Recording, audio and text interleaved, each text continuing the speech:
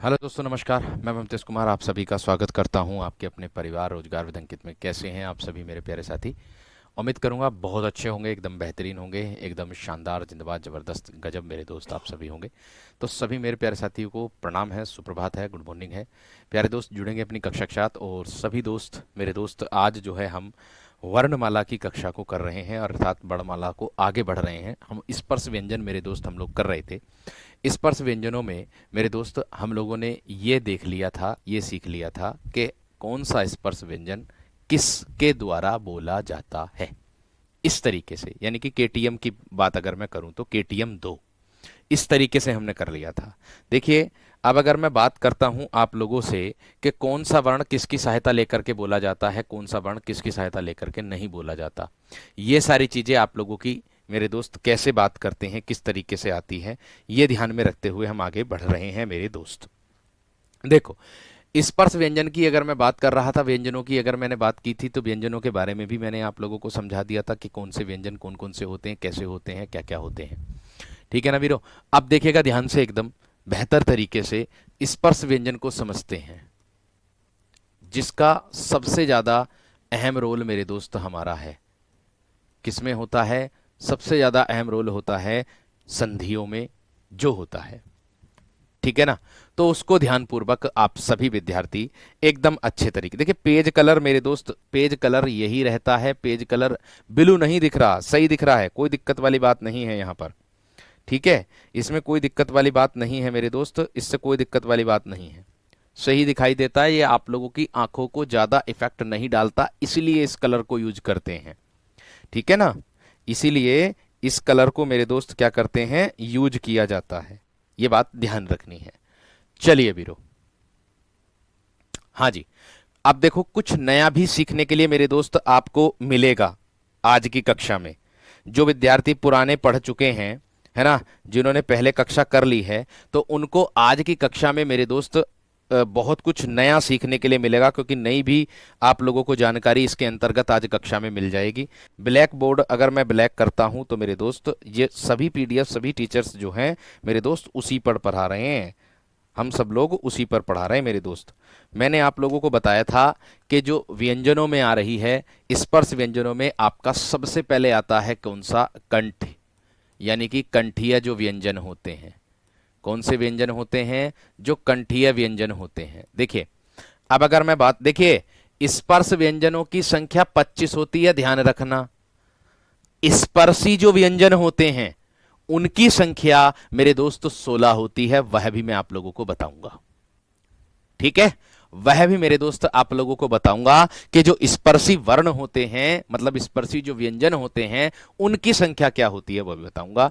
इनको हम उदित व्यंजन भी कहते हैं। इनको हम क्या कहते हैं? उदित व्यंजन भी मेरे दोस्त इनको हम कहते हैं, उदित व्यंजन के नाम से भी ये जाना जाता है। आप कहोगे कि सर ये कंठीय जो है ये किस किस के योग से मिलकर बोलता है, किस किस के योग से मिलकर के उच्चारण होता है, इसका जवाब हमें दे दीजिएगा।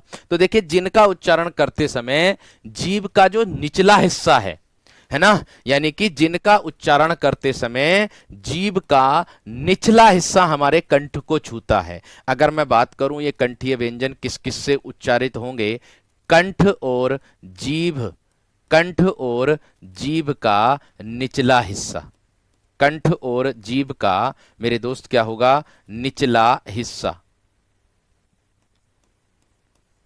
निचला हिस्सा या निचला भाग, उससे मेरे दोस्त ये क्या हो जाएंगे आप लोगों के, उससे मेरे वीर ये आप लोगों के उच्चारित होंगे, ये कंठ से और आपका जीभ का जो निचला भाग है उससे।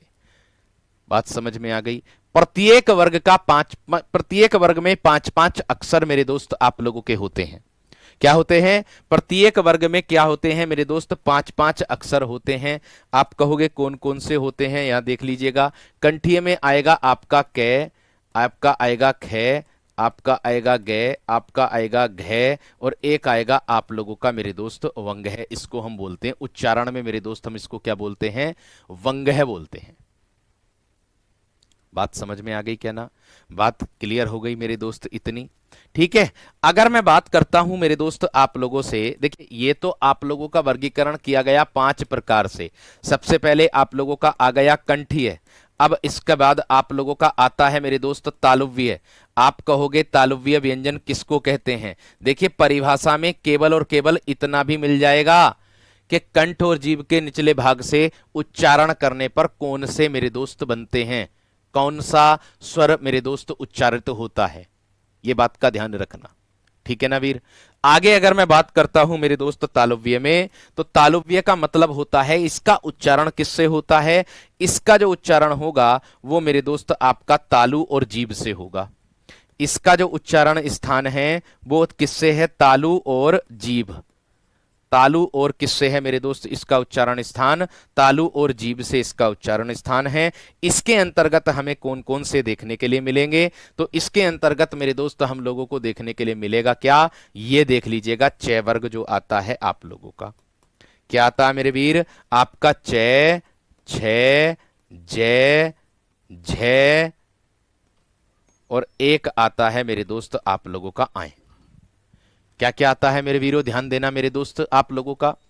मैंने कहा था के टी एम 2, के फोर कंठीय, टी फोर तालुव्य, एम फोर मूर्धन्य बनेगा और डी फोर दंतीय बनेगा। और मेरे दोस्त आप लोगों का क्या होगा? इसके बाद डी फोर दंतीय बनेगा और ओ फोर बनेगा मेरे दोस्त आप लोगों का ओष्ठीय।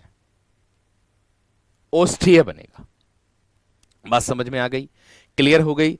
अब देखिएगा यहां पर क्या होता है। अब देखिएगा मेरे दोस्त आपको आगे चल करके क्या मिलता है, इसमें सारी चीजें क्लियर होगी, चिंता मत करो। ठीक है। वर्ण जो होती है वो मेरे दोस्त आप लोगों की, वर्ण जो होती है मेरे वीर, वर्ण बोलते हैं ध्वनि की लिखित इकाई को कहते हैं वर्ण। वर्ण जो होती है वो भाषा की सबसे छोटी लिखित इकाई होती है। लिखित और मौखिक इकाई ध्वनि होती है। बात समझ में आ गई? चलिए, फास्ट नहीं चल रहा हूं, बहुत आराम से पढ़ा रहा हूं, कोई दिक्कत वाली बात नहीं है। सारी चीजें मेरे दोस्त प्रैक्टिकली करके मेरे दोस्त आप लोगों को दूंगा, ये बात का ध्यान रखना। और जो विद्यार्थी मेरे दोस्त पहले पढ़ चुके हैं उनका रिवीजन बहुत अच्छे से होगा। और अब तो मेरे दोस्त सभी विद्यार्थियों को बैच मिल गया है, तो इससे आसान क्या होगा आप लोगों के रिवीजन के लिए। ठीक है, क्लियर है? मूर्धन्य, आप कहोगे कि भैया जी मूर्धन्य व्यंजन कौन से होते हैं? देखिए मूर्धन्य का मतलब होता है कि जिस व्यंजन ध्वनि का उच्चारण मूर्धा से हो। जिस व्यंजन ध्वनि का उच्चारण किससे होता है मेरे दोस्त? मूर्धा से होता है, उसको मूर्धन्य व्यंजन कहते हैं। आप कहोगे कैसे मेरे दोस्त आप लोगों का? ट है, ठ है, ड है, ढ है और एक आता है मेरे दोस्त आप लोगों का ण। ये हो जाएंगे आपके कौन से व्यंजन? मूर्धन्य। अर्थात भैया जी ये किसके उच्चारण से मिलते हैं, ये किसके उच्चारण से बोले जाते हैं? ये मेरे दोस्त मूर्धा और आपका जीभ के उच्चारण से बोले जाते हैं। ये आपका मूर्धा और मेरे दोस्त जीभ के उच्चारण से बोले जाते हैं। इसी को मेरे दोस्त हम क्या कहते हैं? मूर्धन्य कहते हैं। इसी को हम क्या कहते हैं? मूर्धन्य कहते हैं। इतनी बात सबकी समझ में आ गई होगी। अब देखो आप लोगों को बता देता हूं एक बात, विशेष तरीके से ध्यान रखना। क्या है? मैं अगर बात करूं मेरे दोस्तों परिभाषा की, इससे पहला वाला जो बैच है, इससे पहला वाला जो बैच है 2.0 वाला, आप में से सब विद्यार्थियों का बैच खुल गया होगा सबका, बिना किसी दिक्कत और बिना किसी समस्या के। उससे पहला वाला बैच भी होगा आपका 1.0 वाला, अब सबका मेरे दोस्त खुल गया होगा। जिसका नहीं खुला होगा वो खुल जाएगा धीरे धीरे करके। तो उसमें भी मेरे दोस्त जो आपको नई चीजें मिले ना, तो उसको भी नोट कर लेना। ये आपकी पहले जो करा दी है उससे अलग चीजें देने की कोशिश मेरी यहां पर है। ठीक है ना वीर? ये बात का ध्यान रखना। ठीक है, इस चीज का ध्यान रखना। और स्पर्श संघर्षी किसे कहते हैं आगे चल करके मिलेगा, बेफिक्र रहो। मैं आपको सारी चीजें वो कराऊंगा जिसको जो आपकी जरूरत है। फालतू चीज मैं नहीं कराता हूं, आप जानते होंगे पहले से ही। ठीक, इसके बाद मूर्धन्य के बाद मेरे दोस्त आप लोगों का 4 नंबर पर आ जाता है क्या? दंतीय। देखो इसकी परिभाषा सबसे ज्यादा परीक्षा में पूछी जाती है। दंतीय व्यंजन की आई भी है परिभाषा इसकी। क्या? कि जिस व्यंजन ध्वनि का उच्चारण करने पर जीभ का अग्रभाग हमारे ऊपर के दांतों को स्पर्श करता है, ऐसे मिल जाती है परिभाषा। क्या है? यानी कि ये किसके मेरे दोस्त उच्चारण के योग से मिलकर बनेगा? ये जीभ और दांत, यानी कि दांत और जीभ से। किससे बनेगा? दांत और जीभ, जीभ के उच्चारण करने से बनेगा। अर्थात मैं अगर कह दूं कि जीभ का अग्रभाग, एक और इसमें लिख दे रहा हूं, जीभ का अग्र, अग्र मतलब आगे का भाग, जीभ का अग्रभाग, अग्रभाग ऊपर के दांतों को स्पर्श करता है, ऊपर के दांतों को, ऊपर के दांतों को स्पर्श करता है, स्पर्श करता है उच्चारण करने पर। केवल किसके मेरे दोस्त? ये दंतीय व्यंजन का उच्चारण करने पर जीभ का जो अग्रभाग है वो आपके ऊपर के दांतों को स्पर्श करता है। ये बात ध्यान रखना। आप अगर चाहो तो उच्चारण करके देख सकते हो, तै, थे, दे, धे और न, तै, थे, दे, धे और न। आप उच्चारण करके देख सकते हो मेरे दोस्त। आप लोगों का जो बनेगा वो क्या बनेगा? सीधी सी बात है एकदम। ना ना बिल्कुल होगा, प्रज्ञान से क्यों ना होने का, बिल्कुल होगा मेरे दोस्त। माननीय गुरुजी, यदि रे का पदेन रूप आएगा तो हमेशा खड़ी पाई होती है, परंतु ट्रक में पदेन रूप क्यों है? ओ भैया थोड़ा सा रुक जाओ, अभी धैर्य रख लो। जो अर होता ना, जो मेरे दोस्त रेफ रूप होता है, मैं बता दूं मुंह जुबानी जब छेड़ दी बात तो, जो रे होता है, जो अर अर बोलते हैं रे, जो रेफ रूप होता है उसका वो आधा होता है। बाकी जितने भी रे होते हैं ना, सामान्य और आपका मेरे दोस्त पदेन, वो पूर्ण रे बनते हैं। ये बात ध्यान रखना। जब मैं अंतस्थ कराऊंगा अभी बताऊंगा, आज को अभी आज ही, टेंशन मत लो, आज ही बताऊंगा, अभी बेफिक्र रहो मेरे दोस्त, परेशान मत हो। कौन सा पदेन है और कौन सा नहीं है वो सारी चीजें अभी बता दूंगा। आगे देखिए, इसके बाद मेरे दोस्त आप लोगों का क्या आता है? ओष्ठीय व्यंजन। क्या आता है? ओष्ठीय व्यंजन मेरे दोस्त आप लोगों का आता है। आप कहोगे ओष्ठीय कौन कौन से होते हैं? देखिए, इसके ऊपर एक प्रश्न आता है मेरे दोस्त आप लोगों का। वो प्रश्न ये वाला मिलता है कि जिस व्यंजन ध्वनि का उच्चारण करने पर ऊपर का होठ पकड़ लिया जाए या ऊपर का होठ आधा काट दिया जाए तो किस व्यंजन ध्वनि के उच्चारण करने पर विघ्नता या बाधा उत्पन्न होगी? तो यहां विशेष तरीके से ध्यान रखना, ठीक है? यहां विशेष तरीके से मेरे दोस्त ध्यान रखना है। जो ओष्ठीय व्यंजन होता है वो आपका होठों से मिला करके बोला जाता, होठ। इसमें जो कार्यरत होते हैं अधिकतर मेरे दोस्त क्या होते हैं? होठ। यानी कि जो व्यंजन जिनका उच्चारण होठों से हो, जिनका उच्चारण उच्चारण होठों से हो, बिना होठों के मेरे दोस्त ये वर्ण नहीं बोले जा सकते, होठों से हो, उनको मेरे दोस्त हम क्या कहते हैं? ओष्ठीय व्यंजन कहते हैं। और बिना होठों के उच्चारण के ये व्यंजन नहीं बोले जा सकते हैं। जैसे इसमें पे आ जाएगा, फे आ जाएगा, बे आ जाएगा, भय आ जाएगा और एक मेरे दोस्त में आ जाएगा। अब अगर मैं बात करता हूं इसकी तो मेरे दोस्त ये जो होते हैं ये आप लोगों के क्या होते हैं? अब आप कहोगे भैया जी इनमें सब में आपने पांचों तो बता दिए, ठीक है? आप कहोगे कि सर जी इसमें पांचों तो आपने बता दिए बड़े अच्छे तरीके से। देखिए कल है शुक्रवार, ध्यान दो मेरी बात पर, कल का दिन है शुक्रवार का। कल आप लोगों को मैं साहित्य पढ़ाऊंगा, ध्यान रखना भैया। कल का दिन है शुक्रवार का, कल मैं आप लोगों को साहित्य की कक्षा पढ़ाऊंगा, ध्यान रखना आप सभी विद्यार्थी, ठीक है भैया? ध्यान रखना मेरे दोस्त सभी विद्यार्थी, ठीक? कल साहित्य शुरू करूंगा, ये बात ध्यान रखना। आगे देखो, मैं अगर आप लोगों से कहूं कि भैया जी नासिक्य ध्वनि कौन सी होती है, आप सभी विद्यार्थियों के दिमाग में बात खटकी होगी कि नासिक्य ध्वनि तो भैया ने बताई नहीं है, नासिक्य कौन सी होती? मेरे दोस्तों देखो, नासिक्य ध्वनि जो होती है वो मेरे दोस्त आप लोगों की प्रत्येक वर्ग का 5वां अक्षर होता है। नासिक्य ध्वनि जो होती है वो कौन सी होती है मेरे दोस्त? प्रत्येक वर्ग का जो पांचवा अक्षर होता है वही मेरे दोस्त नासिक्य ध्वनि के अंतर्गत रखते हैं। कौन सी होगी मैं आप लोगों के सामने लिख रहा हूं। प्रत्येक वर्ग का पांचवा अक्षर वंग है। आए, आए होता है ना, ण होता है, और आपका न होता है, और आपका मेरे दोस्त मैं होता है। क्या होता है? मैं होता है।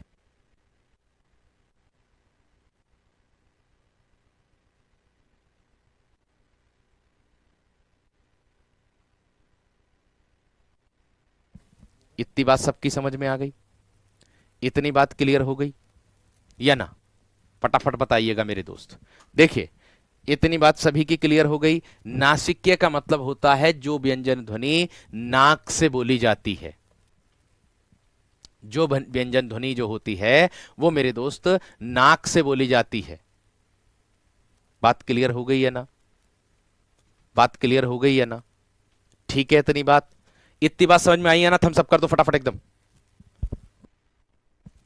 इतनी बात सबकी समझ में आई है ना मेरे दोस्त? थम्स अप कर दो जल्दी से।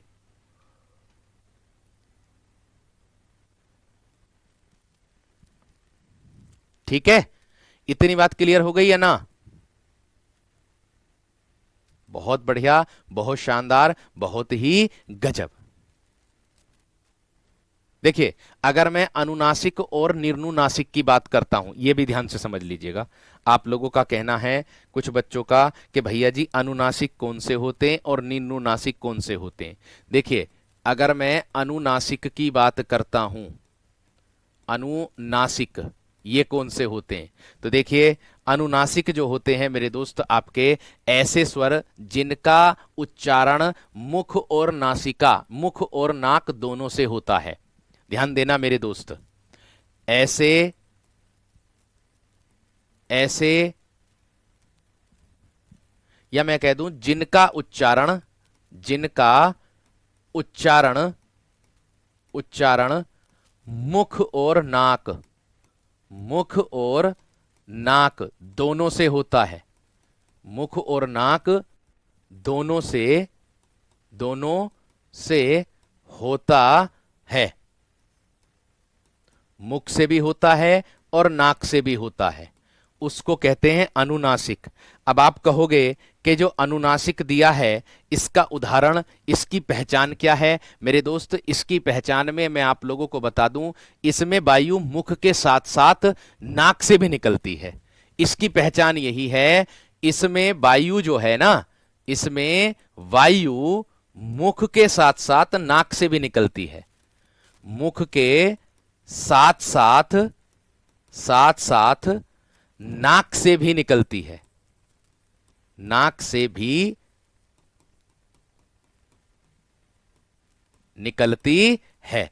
जैसे इसको किससे दर्शाया जाता है मेरे वीर? इसको जो दर्शाया जाता है मेरे दोस्तों, मेरे वीरों, मेरे बंधुओं, इसको चंद्र बिंदु से दर्शाया जाता है। इसको किससे दर्शाया जाता है वीरों? इसको जो है आपका चंद्र बिंदु से दर्शाया जाता है।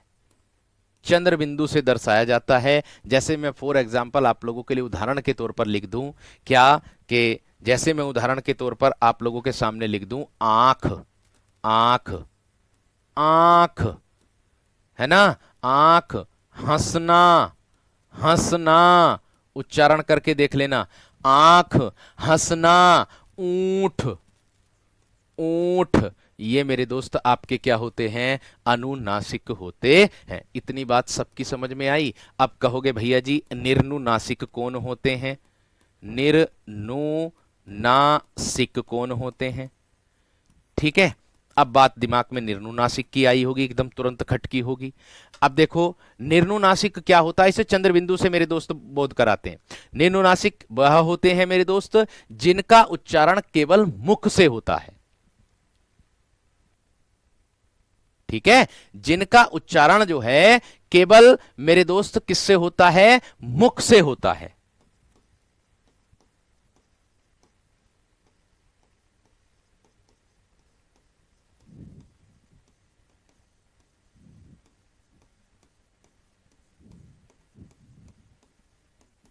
जिनका उच्चारण केवल किससे हो मेरे दोस्त? मुख से हो, नाक से नहीं होता, नाक से नहीं होता।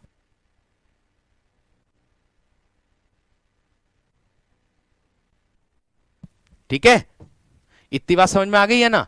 जिनका जो उच्चारण है मेरे दोस्त किससे होता है, मुख से नहीं होता, बस केवल किससे होता है, नाक, नाक से होता है। उसी को मेरे दोस्त हम क्या कहते हैं, निर्नुनासिक कहते हैं। ये बात अपने दिमाग में बसा लेना, गलती मत कर देना बिल्कुल भी,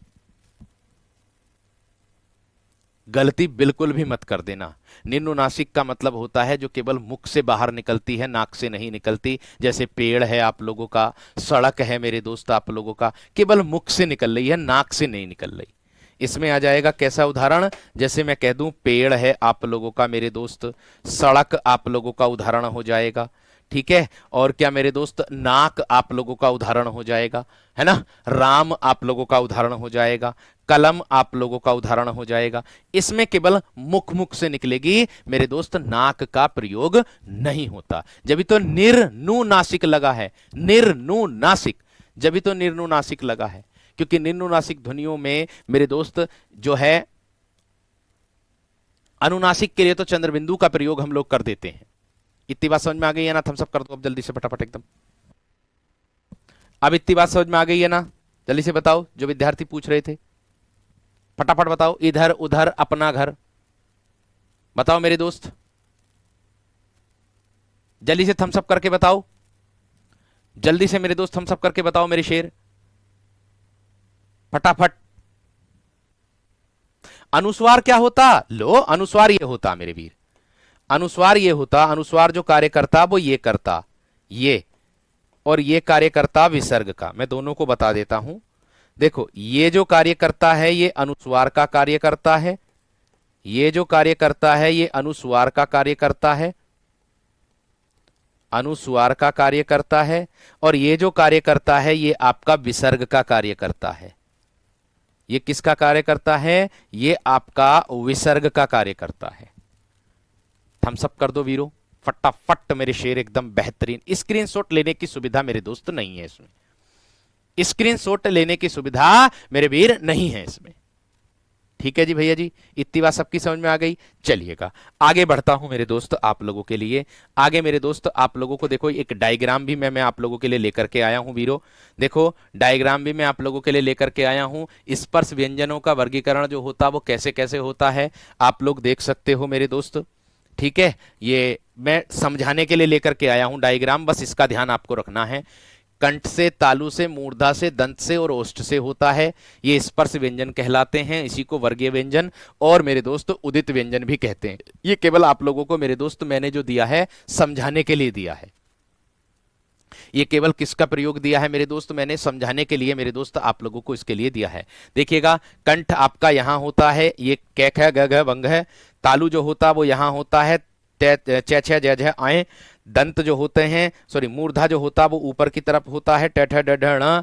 और दंती है त थ द ध न, दांतों से बोले जाते हैं, मतलब दांतों का भाग लगता है। और होठ तो देख तो ही समझ गए होंगे आप लोग, ये ओष्ठीय होता है। बात आ रही है दंतोष्ठीय की कि भैया जी ये दंतोष्ठीय कैसे बोला जाता है। तो मेरे दोस्त अगर दंतोष्ठीय की अगर आप लोगों से पूछ लिया जाए कि दंतोष्ठीय व्यंजन का उच्चारण स्थान कैसे होता है, तो मेरे दोस्त इसका उच्चारण स्थान दांत, जीभ, जीभ और होठ, और होठ, इसका जो उच्चारण स्थान होता है वो इससे होता है।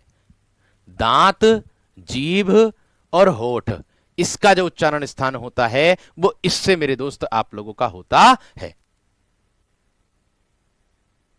ठीक है। बात क्लियर हो गई ना, इतनी बात सबकी समझ में आ गई है ना, इतनी बात क्लियर हो गई है ना। अरे सड़क कह दो, पेड़ कह दो, कलम ऐसे हो जाएगा, इसमें कोई अनुस्वार का प्रयोग थोड़ी हो रहा, पूरा ही तो बोले कलम, बस सीधी सी बात, कलम, बस खत्म। अनुस्वार और विसर्ग का उदाहरण लो, कौन सी बड़ी बात है। अनुस्वार का उदाहरण ले लो आप, कैसे लोगे, जैसे संसार, ये हो गया संसार। जैसे संरक्षक, संरक्षक, ये हो गया। और विसर्ग का दुख आ जाएगा, दुख आ जाएगा, ऐसे होता है, ऐसे होता वीर। फास्ट नहीं चल रहा हूं वीरों, मैं सबको मद्देनजर रखते हुए चल रहा हूं, आप निश्चिंत रहो।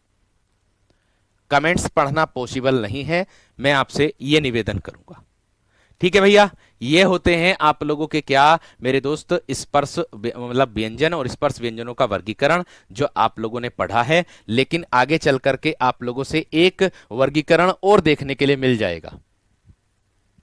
ठीक है, आप लोगों को एक जगह मेरे दोस्त एक उदाहरण और देखने के लिए मेरे दोस्त मिल जाता है कि मेरे दोस्त क्या होता है, वो ये है मेरे दोस्त कि उच्चारण प्रयत्न के आधार पर। कुछ बुकों में देखा होगा आप लोगों ने इस तरीके से लिखा रहता है कि उच्चारण प्रयत्न के आधार पर, प्रयत्न के आधार पर व्यंजन। कुछ बुकों में मेरे दोस्त आप लोगों ने इस तरीके से देखा होगा, उच्चारण प्रयत्न के आधार पर व्यंजनों को जो वर्गीकरण किया गया है वो कितने प्रकार से किया गया है, वो मेरे दोस्त आपका 8 प्रकार से किया गया है। 8 प्रकार से किया गया है।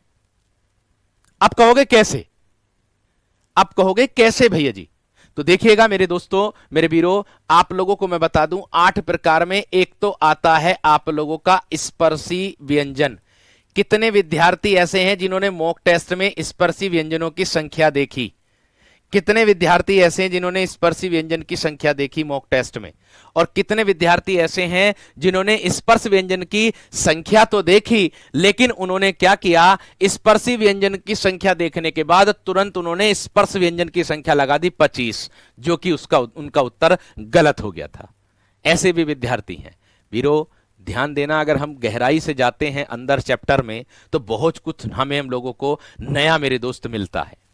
बहुत कुछ नया मेरे दोस्त हम लोगों को मिलता है। देखो मेरे वीरों, अगर मैं स्पर्शी व्यंजन की संख्या की बात करूंगा तो आपकी मेरे दोस्त 16 हो जाएगी। अगर मैं स्पर्श व्यंजनों की संख्या की बात करूंगा ना मेरे दोस्त, वो आप लोगों की कितनी हो जाएगी? 16 मेरे वीरों का सबका जवाब है। जो पुराने विद्यार्थी हैं उनका सबका जवाब मेरे शेरों का 16 16 16 आ रहा है। बिल्कुल सही और सटीक आ रहा है। क्यों आ रहा 16 उनका? क्योंकि उन्होंने देख लिया, उन्हें पता चल गया कि स्पर्शी व्यंजन जो होते हैं वो 16 ही होते हैं। उन्हें यह पता चल गया कि स्पर्शी व्यंजन जो होते हैं वो 16 कौन कौन से होते हैं, वो देख लीजिएगा अब आप लोग अपने सामने। देखो इसके अंतर्गत कौन कौन से आएंगे 16, डायग्राम में ही बनाऊंगा मैं जिससे आपको आसानी होगी।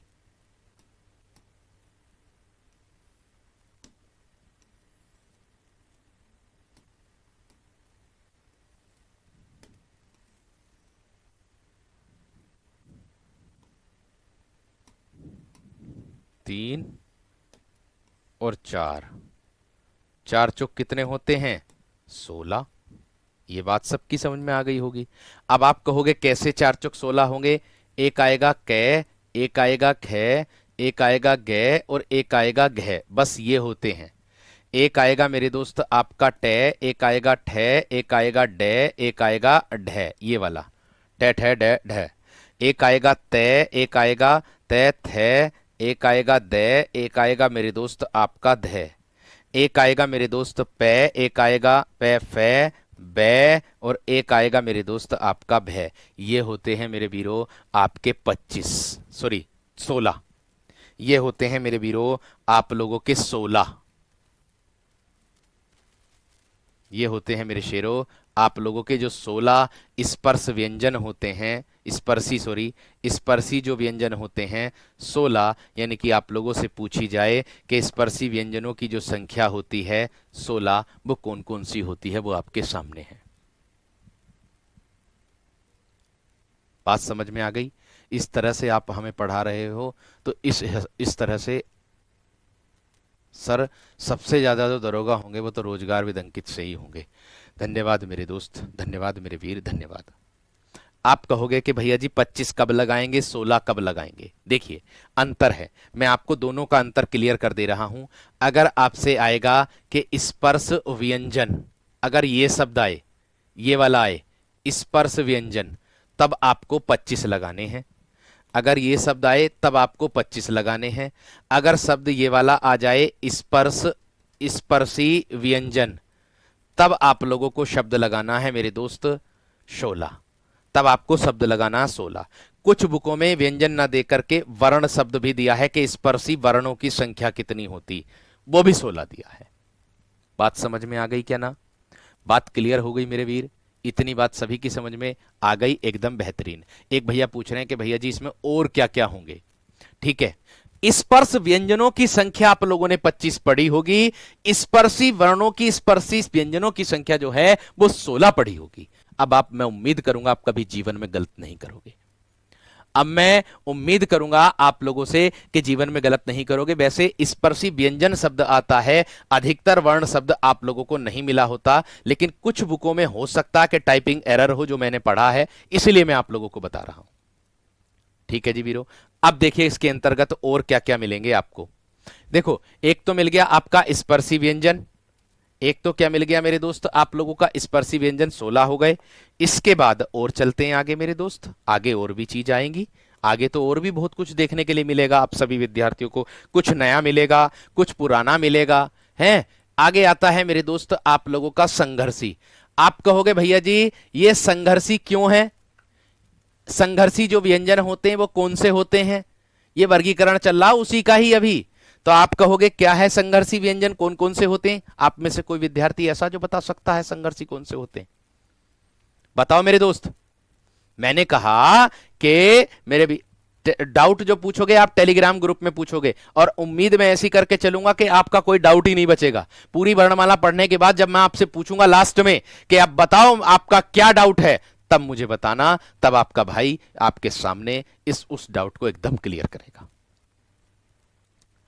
आप लोगों से पूछा जाए कि भैया जी संघर्षी संघर्षी व्यंजन कौन से होते हैं, कितने होते हैं, तो मेरे वीर संघर्षी का मतलब होता है कि जिसमें संघर्ष करके बोला जाए।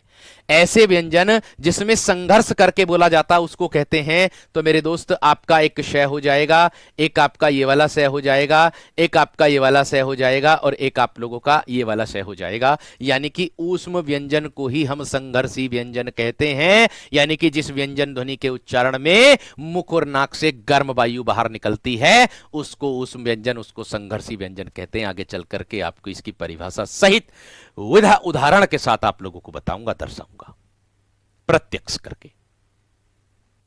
ठीक है भैया जी, आगे बढ़ता हूं मेरे दोस्तों। आगे कह रहा है आप लोगों का, ये तो हो गया इस संघर्षी व्यंजन। इसके बाद तीसरे नंबर पर हम लोगों ने देखा, ये संघर्षी हो गया। अब आप कहोगे भैया जी स्पर्श संघर्षी कौन से होते हैं। आप लोगों को बता दूं वीरो, स्पर्श संघर्षी के नाम से प्रश्न आपको देखने के लिए मिला होगा सबसे ज्यादा बार कि स्पर्श संघर्षी कौन से होते हैं।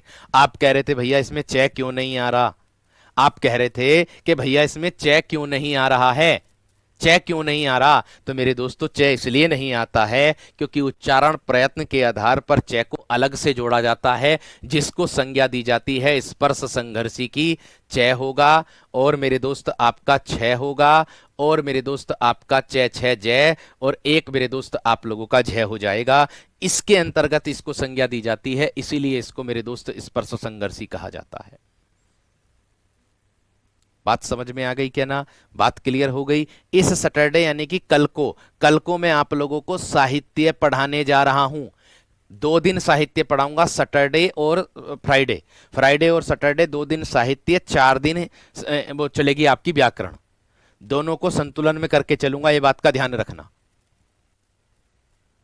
ठीक है, इतनी बात क्लियर हो गई। आगे अगर बात आ रही है मेरे दोस्तों आप लोगों की, मेरे दोस्त क्या है, एक बात अगर आगे बढ़ूं, आप कहोगे भैया इसमें नासिक्य नहीं आते क्या। मेरे दोस्त इसमें नासिक्य व्यंजन भी आते हैं आपके उच्चारण प्रयत्न में, इसमें नासिक्य व्यंजन भी आते, लेकिन नासिक्य आपके पांचों के पांचों होंगे।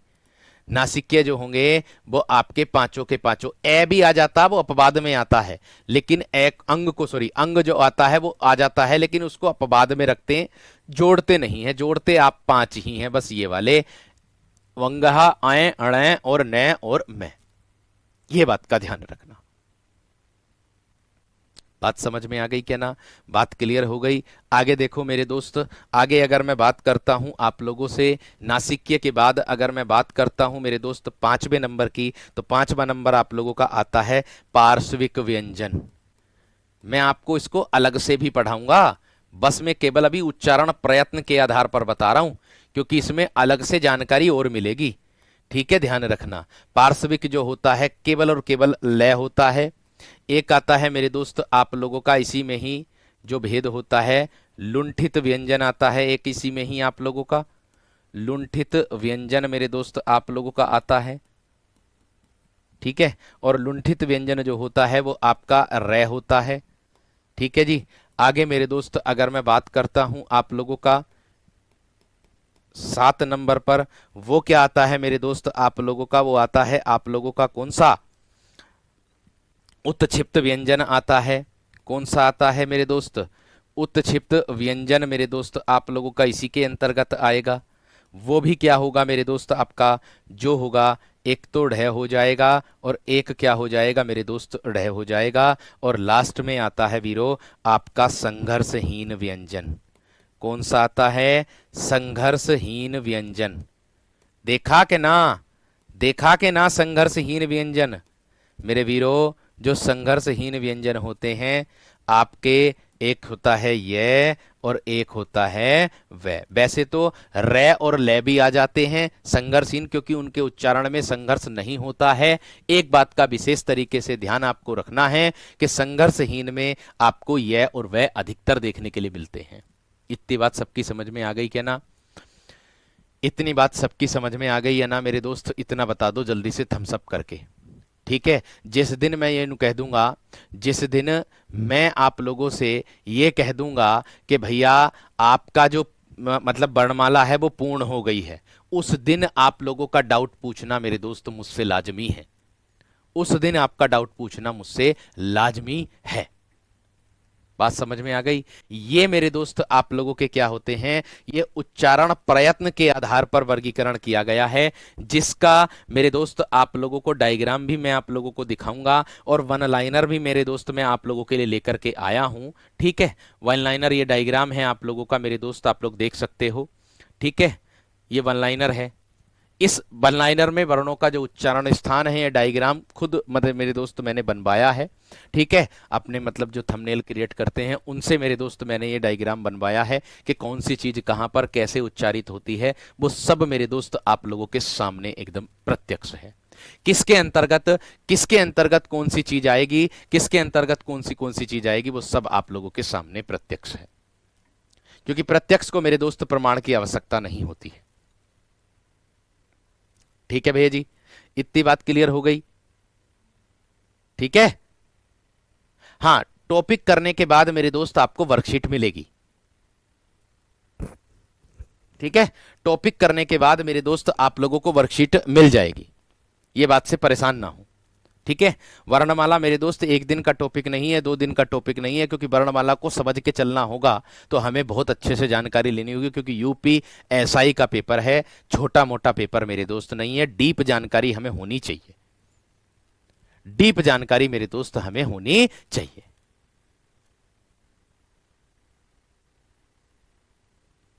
ठीक है जी, ये है मेरे दोस्त आप लोगों का जो डायग्राम है। इस डायग्राम में सभी चीजें आप लोगों की दी गई हैं कि तालव्य स्वर कौन सा होता, तालव्य व्यंजन कौन से होते हैं। हालांकि मैंने आप लोगों को इस तरीके से भी दिया है, लेकिन मैं आप लोगों को वन लाइनर के तौर पर भी लिखवा सकता हूं। इसको वन लाइनर के तौर पर भी मेरे दोस्त मैं इसको लिखवा सकता हूं। लिखवाने से पहले मैंने आप लोगों के लिए एक लाइन में मेरे दोस्त ये दे रखे हैं सारे। कंठीय व्यंजन आपका कै वर्ग तो होता ही है, ध्यान से समझो मेरे दोस्त। मैंने कहा कि कंठीय जो व्यंजन होता है वो आपका कै वर्ग होता तो है। कै वर्ग के साथ अलग से और कौन से होते हैं, एक आहा होता है और एक है, कंठ में आता है, तालव्य में से आता है और ये आता है। इस पर आधारित सबसे ज्यादा प्रश्न बनता है कि निम्नलिखित में से से ध्वनि किसके अंतर्गत आती है, तो आपको बता दूं ये तालव्य के अंतर्गत आती है, इसके अंतर्गत आती। स्पर्श व्यंजनों में से को तालव्य में रखते हैं और यह को भी मेरे दोस्त तालव्य में रखते हैं। दोनों द्विगुण व्यंजन ये जो होते हैं इनको मूर्धन्य में रखते हैं और रै को भी मूर्धन्य में रखते हैं और शय को भी मेरे दोस्त मूर्धन्य में रखते हैं। दंतीय में ले आता है, से आता है और जय आता है। स्वर तंत्रीय में है आता, काकल्य भी होता है, आगे चल करके मेरे दोस्त इसको पढ़ोगे। और ठीक है, आगे दंतोष्ठीय जो होता है वो मेरे दोस्त वह होता है जिसके बारे में मैंने अभी जानकारी दी थी, आपको जानकारी भी दी थी कि जो दांत और जीभ और मेरे दोस्त होठों से मिलकर के बनता है। ठीक है जी। और लास्ट में मेरे दोस्त संघर्षहीन बताएं मैंने मेरे दोस्त, ये होते हैं यह और वह। और प्रकंपित किसको कहते हैं? रै को ही लुंठित कहते हैं, रै को ही प्रकंपित कहते हैं, ये बात का ध्यान रखना। अब आगे चल करके एक एक करके सारी चीजों की जानकारी आप लोगों को मेरे दोस्त अब मिलेगी।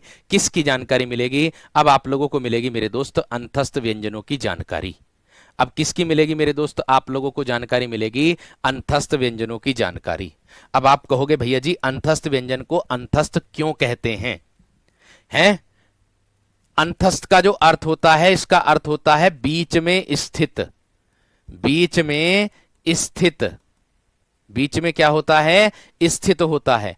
अर्थात इसकी जो ध्वनि है, इसका जो उच्चारण स्थान है ना मेरे दोस्त आप लोगों का, इसकी जो ध्वनि है, इसका जो उच्चारण स्थान है ना मेरे दोस्त आप लोगों का, वो आपका क्या बन जाएगा? वो ध्वनि मुख और नाक से निकलेगी तो, लेकिन बहुत कम मात्रा में वायु बाहर निकलती है।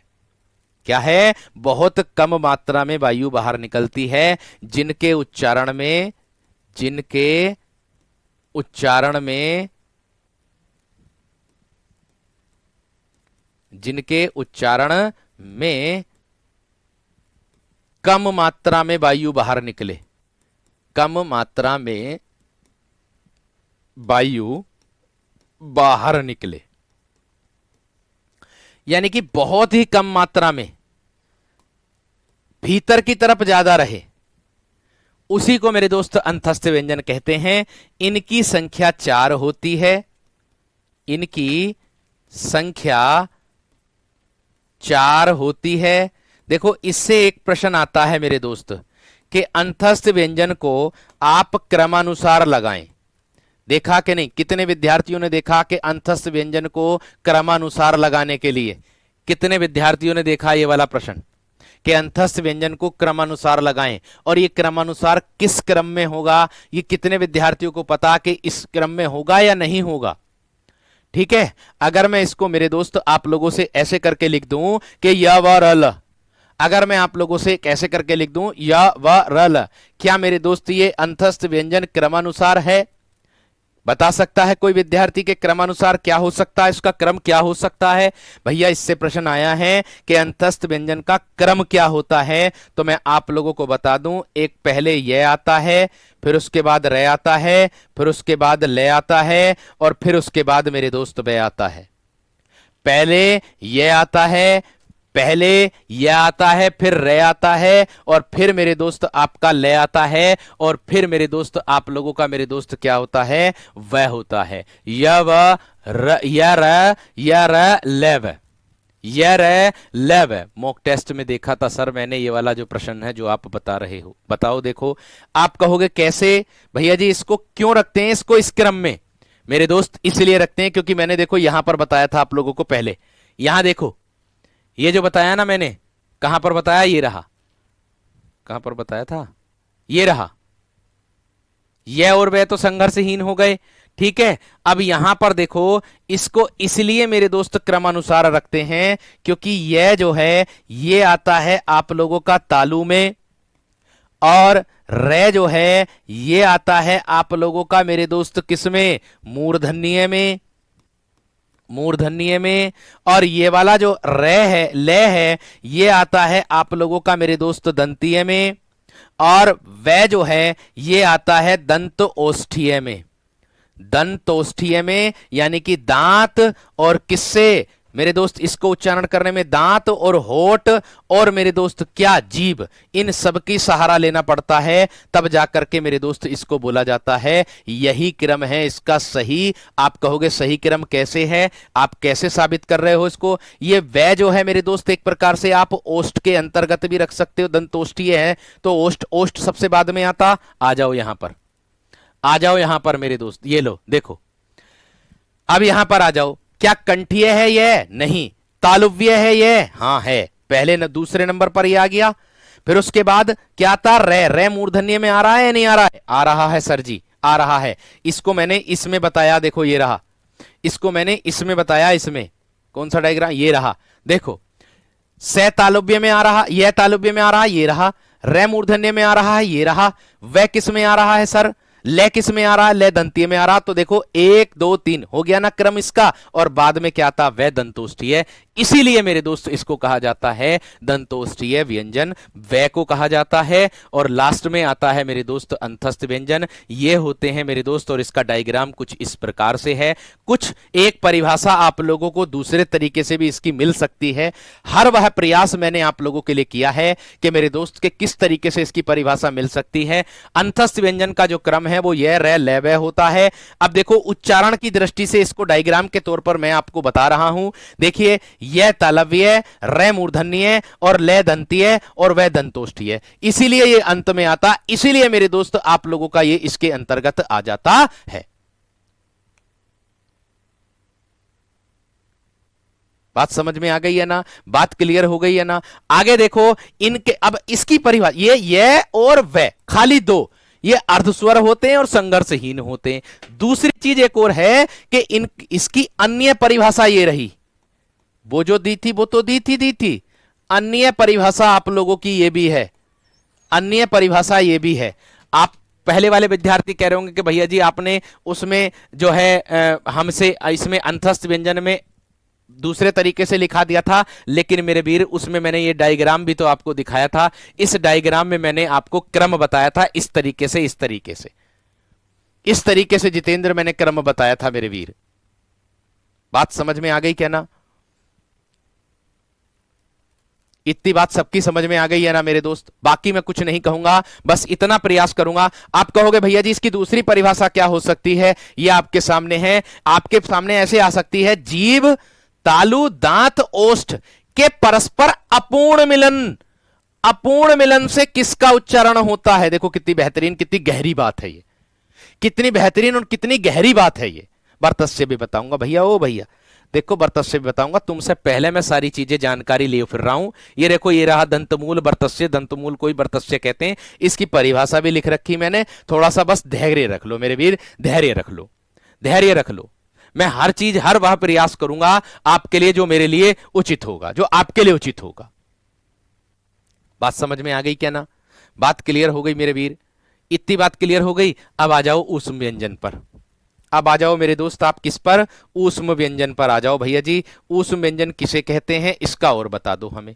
देखो ऊष्म का मतलब तो आप जान गए होंगे सभी विद्यार्थी मेरे प्यारे वीर, मेरे प्यारे वीर। ओ काकल्य वालों भैया, ओ थम जा भैया थम जा, काकल्य है हो वह परिभाषा भी करके बता दूंगा। जिस व्यंजन ध्वनि का उच्चारण करने पर मुख गुहा खुली रहती है और वायु बंद कंठ को खोलकर झटके से बाहर निकल जाती है, उसे काकल्य बण कहते हैं। अगर मैं परिभाषा बताने लग जाऊं तो आप सुनते सुनते परेशान हो जाओगे कि भैया क्या बता दिया।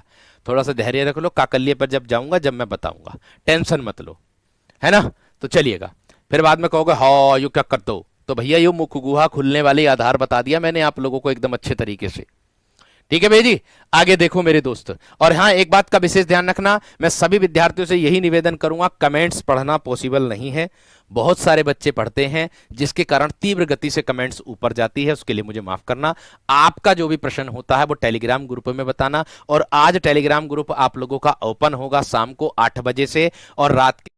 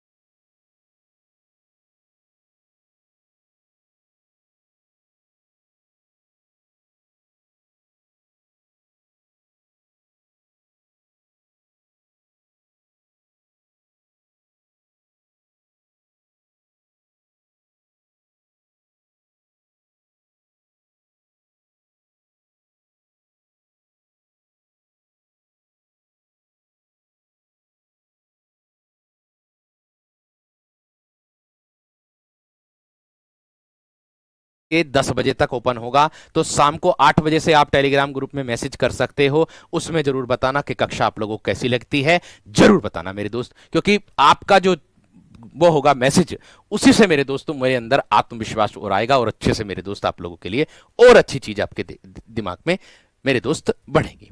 कल हम साहित्य पढ़ेंगे, ये बात का ध्यान रखना, कल साहित्य पढ़ेंगे और परसों भी साहित्य पढ़ेंगे, ठीक है भैया जी, ये बात का ध्यान रखना। चलिए, हाँ जी, ऊष्म। अब देखो ऊष्म का अर्थ क्या होता है वीरो, आप लोग जानते हैं ऊष्म का मतलब क्या होता है, मैं बताऊंगा आपको ऊष्म का मतलब क्या होता है। ऊष्म बोलते हैं गर्म हवा, गर्म वायु, गर्म हवा, गर्म वायु।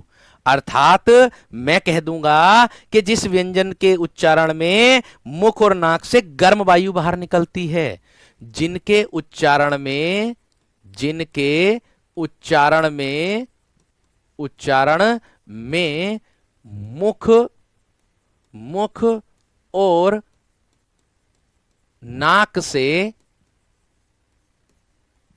गर्म वायु, गर्म वायु बाहर निकले, बाहर निकले, उसी को मेरे दोस्त हम क्या कहते हैं, ऊष्म व्यंजन कहते हैं। बात समझ में आ गई? बात क्लियर हो गई? आप कहोगे कैसे भैया जी, आप कहोगे भैया जी किस तरीके से, तो मेरे दोस्त एक बात का विशेष तरीके से ध्यान रखना, भैया आपको जो स्वर मानने हैं वो 11 ही मानने हैं। मैंने जो पुरानी क्लास पढ़ाई थी उसमें भी मेरे दोस्त मैंने 11 बता दिया था। भर्ती बोर्ड ने पता नहीं जाने अपनी मनमानी कैसे कर ली कि उसने जो है 13 मान लिए, ठीक है। आपत्ति डालने के बाद भी बच्चों को उत्तर नहीं दिया, उसका गलत बात है भर्ती बोर्ड की, जब केंद्रीय हिंदी निदेशालय खुद 11 मानता है, ठीक।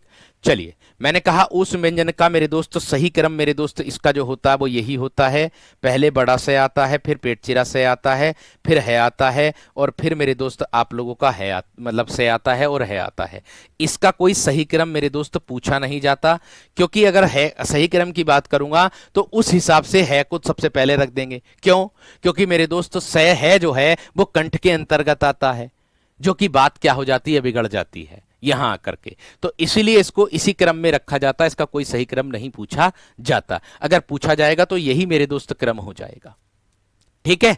और देखो यहां ध्यान दो मेरे दोस्त आप सभी विद्यार्थी, मैं इसकी दूसरी परिभाषा क्या हो सकती है भैया जी, इसकी जो दूसरी परिभाषा होती है वो ये हो जाएगी, ये देखो, घर्षण या रगड़। यहां देखो दूसरी परिभाषा वीरो, मैंने क्या कहा, मैंने कहा आप लोगों से कि घर्षण या रगड़ से उत्पन्न गर्म वायु से उच्चारित व्यंजन, गर्म वायु से उच्चारित व्यंजन वो क्या हो जाएगा मेरे दोस्त आप लोगों का, वो ऊष्म व्यंजन हो जाएगा।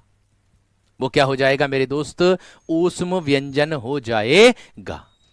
इतनी बात सबकी समझ में आ गई, इतनी बात सभी विद्यार्थियों की क्लियर हो गई। यहां पर देख सकते हो कि कौन सा उच्चारण की दृष्टि से कौन सा व्यंजन कैसे बोला जाता है। शय को हम तालव्य में रखेंगे, शय को पेट चिरे वाले शय को हम मूर्धन्य में रखेंगे, इस छोटे वाले शय को दंतीय में रखेंगे, इस है को हम कंठीय में रखेंगे, है को काकल्य में भी रखेंगे। तो मेरे दोस्त एक बात का विशेष ध्यान रखना, 11 ही लगाइयो आप तो। अब अगर पेपर में आपके स्वर आता 11 लगाइयो, बाकी हम देख लेंगे, आप मेरे दोस्त देखा जाएगा जो होगा, ठीक है। कभी ऐसा हो कि हम 13 लगा दें और वो 11 मान ले आपका इस बार, क्योंकि मनमानी बहुत कर रहा बोर्ड आजकल। ऐसा भी हो सकता कि जो अगर 11-13 वाली बात आ रही थी कि उस प्रश्न को लेकर के बहुत सारे बच्चों के नंबर बराबर बैठ रहे हों, ठीक है, तो इसलिए उसने जो है इधर उधर भी कर दिया होगा, ठीक। इतनी बात सबकी समझ में आ गई है ना। तो मेरे दोस्त ये थी आप लोगों की ऊष्म व्यंजन की परिभाषा। अब मैं उम्मीद करूंगा आप सभी विद्यार्थियों को यहां तक एकदम बेहतरीन तरीके से समझ में आ गया होगा। आज जितना हम लोगों ने पढ़ा है और हमें बहुत कुछ नया सीखने के लिए भी मिला है, ऐसी मैं उम्मीद आप सभी विद्यार्थियों से रखूंगा और करूंगा, ठीक है। ऐसी मैं उम्मीद मेरे दोस्त प्रत्येक विद्यार्थी से करूंगा, क्योंकि परिभाषा किसी भी रूप में पूछी जा सकती है, कोई सा भी रूप होता। और रही बात पुस्तकों की, मेरे दोस्त बिना पुस्तकों के पढ़ करके, बिना पुस्तकों के ज्ञान लिए कोई ज्ञान संभव नहीं होता है, ये बात का ध्यान रखना, ठीक है ना वीर। इस चीज का विशेष तरीके से ध्यान आप सभी विद्यार्थियों को रखना है, ठीक ना। अमन 11 ही लगाने, कुल 11 ही लगाने हैं आपको, मैं कह रहा हूं अब 11 ही लगाने हैं, ठीक है। क्योंकि केंद्रीय हिंदी निदेशालय ने मान्यता संशोधन वाली जो बुक आ रही ना सारी, उन सब में 11 ही आ रहे, तो आपको 11 ही लगाओ, खत्म, अब इस पर बात दोबारा मत करना, एक ही बार समझ लो सब के 11 ही लगा कर यो, चाहे भर्ती बोर्ड ने 13 माने पिछली बार। नए वाले पुराने वाले विद्यार्थियों को भी मैं बता चुका हूं कि 11 ही लगा के आना अब, क्योंकि संशोधन जो बुकें आ रही हैं उनमें सब में एक आ रहा है। ठीक है, इतनी बात सबकी समझ में आ गई क्या ना? इतनी बात सबकी समझ में आ गई? एक बार थम्स अप करके बता दो कि क्लास कैसी लगी, ये जरूर मेरे दोस्त आप कमेंट सेक्शन में बताना। ठीक है मेरे दोस्त, ये जरूर आप कमेंट सेक्शन में करके बताना कि क्लास मेरे शेर कैसी लगी है। आप लोगों को, सभी विद्यार्थियों को बताना है। सभी विद्यार्थियों से मेरा निवेदन रहेगा कि आप जितना हो, आज टेलीग्राम ग्रुप मेरे दोस्त आप लोगों का खुलेगा। देखो, एक शिक्षक, कोई भी शिक्षक हो मेरे दोस्त, वो आप लोगों के लिए भरसक प्रयास करता है। ठीक है मेरे दोस्त, एक बात का ध्यान रखना है, कोई भी शिक्षक हो मेरे दोस्त, वो आपके लिए जो भरसक प्रयास होगा वो आप लोगों के लिए किया जाता है, वो आप लोगों के लिए किया जाता है। ठीक है, 2 लाइन है मेरे दोस्त आप लोगों के लिए। ठीक, 2 लाइन है आप लोगों के लिए, जिससे आप लोगों का मनोबल बढ़ा रहे, बना रहे मेरे दोस्त, आप लोगों का मनोबल जो है।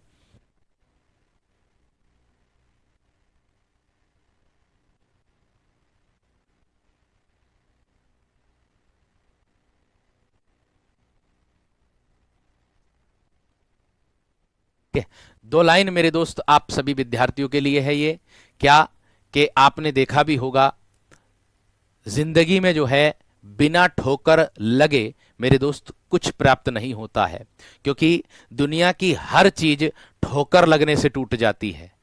दुनिया की हर चीज ठोकर लगने से टूट जाती है, एक कामयाबी ही है जो ठोकर लगने के बाद आती है। ये बात का ध्यान रखना। और मेरे दोस्त आप परेशान बिल्कुल मत होना कि मेरे नंबर कम आ रहे हैं, अपने आप को कमजोर मत समझना।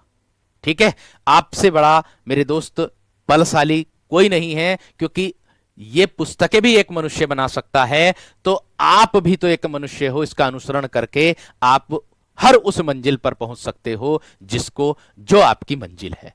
धन्यवाद वीरो, नमस्कार।